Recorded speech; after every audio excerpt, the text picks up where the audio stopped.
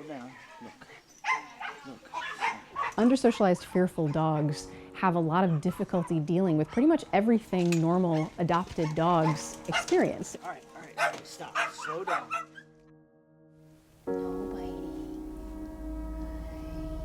Come and touch you. The primary cause of all of these behavior problems is simply under-socialization. These dogs have been kept in isolation, especially when they come from hoarding cases and puppy mill cases. So we would rescue them from those environments, but some of them simply weren't prepared for placement in adoptive homes. They needed extra help, and there really wasn't anywhere for them to go. Often they languished in shelters, never getting adopted, or they were euthanized because they were simply too fearful to be adopted. The Rehab Center opened its doors in March of 2013. This center fills that gap, and it's the next step in rescue and recovery for these animals. So what we're doing here is helping them heal, providing them with the expertise and the time that they need in order to get ready to go into homes and live happy lives. Relax, man. Initially, when we started to work with her and we did her first evaluations, Coconut wouldn't let us touch her. She was afraid of being close to us in general. She tried to get away. I didn't think that we'd necessarily be able to help her at all. Here, puppy, puppy, puppy. In the beginning, we just focused on building good associations, helping the dogs like people. So we first just focused on things like hand feeding and teaching them very simple skills to perform when around people. Puppy, puppy. Here, puppy. At 3 weeks, she was a different dog already. That was insane. I cannot believe it just happened. I was able to very carefully touch her.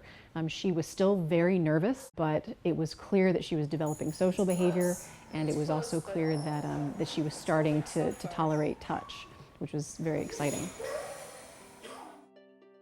Coconut was a very fast learner. She was very, very smart. So we started out with things like hand feeding, and we moved quickly to things like walking on leash. And we did that very gradually. Ready? As we do all of our protocols. We helped her learn to not fear the way the leash felt, and we also helped her learn how to walk around first in familiar environments and then unfamiliar environments. Let's go. Good girl. We also focused on handling. That was a big challenge for her. She was just terrified by touch, so that was something we had to focus a lot on with her. And we taught her a very cool skill. We taught her to actually place parts of her body against our hands so that she was initiating touch, and we gave her a reward for doing that. Good girl. Oh, you're so... It was really cool. Eventually she realized that it felt good, and she discovered that petting was awesome. You're doing so girl. You're doing so good. During her final evaluation, I entered the kennel and she was jumping up and down, really excited to see me, which was great. So she was very social. She walked beautifully on leash. I handled her and she clearly was more relaxed. She seemed to like it. And we were very excited about how she did during her final evaluation after only 6 weeks of treatment. That's an extremely quick recovery given such a poor prognosis. There's a baby. Let me see. She adds so much to our lives. She really does. It's getting up in the morning, coming down to your little one, you know, and fixing her breakfast. And she gets her breakfast before I get my coffee. Ooh, that's love. She's absolutely wonderful.